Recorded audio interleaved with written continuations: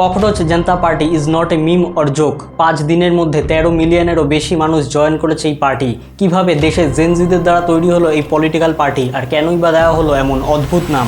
এই সবের শুরু ভারতের চিফ জাস্টিস সূর্যকান্তের একটি বিতর্কিত মন্তব্যের মধ্যে দিয়ে। তিনি দেশের বেকার যুবক যারা সোশ্যাল মিডিয়ায় সিস্টেমের বিরুদ্ধে কথা বলছে তাদের প্যারাসাইটস এবং ককরোচের সাথে তুলনা করেন। There are youngsters like cockroaches.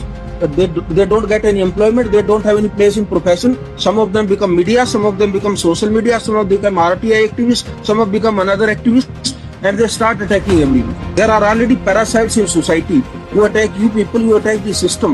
এরপর অভিজিৎ দীপক নামে এই ব্যক্তি একটি টুইট করে, যদি দেশের সব ককরোচ এক জায়গায় হয়ে যায় তাহলে কি হবে ভাবুন। তৈরি করা হয় একটি ইনস্টাগ্রাম প্রোফাইল এবং তৈরি করা হয় পলিটিক্যাল পার্টির লিগ্যাল ওয়েবসাইট, যেখানে প্রতি মুহূর্তে প্রচুর ব্যক্তি অ্যাড হচ্ছে। এই পার্টির ম্যানিফেস্টোতে মূলত 5টি বিষয় তুলে ধরা হয়েছে। আদানি এবং আম্বানির মালিকাধীন সকল নিউজ চ্যানেলের লাইসেন্স বাতিল করা হবে এবং গদি মিডিয়ার অ্যাঙ্কারদের ব্যাংক অ্যাকাউন্টগুলো তদন্ত করে দেখা হবে। যদি কোনো সংসদ বা বিধায়ক দল পরিবর্তন বা দল ত্যাগ করে তাহলে 20 বছরের জন্য তাকে যে কোনো নির্বাচনে প্রতিদ্বন্দ্বিতা করা থেকে ব্যান করা হবে। প্রধান বিচারপতিকে অবসরের পর রাজ্যসভায় কোনো পদ দেওয়া হবে না। কেউ ভোট প্রদানে বাধা দিলে সেটা টেররিস্ট অ্যাক্টিভিটি হিসেবে গণ্য করা হবে এবং মহিলাদের ক্ষেত্রে 50% সংরক্ষণের কথা তারা বলেন। আপনিও হতে পারেন এই জেনজি পার্টির সদস্য, শুধু আপনার মধ্যে এই 5টি বৈশিষ্ট্য থাকতে হবে।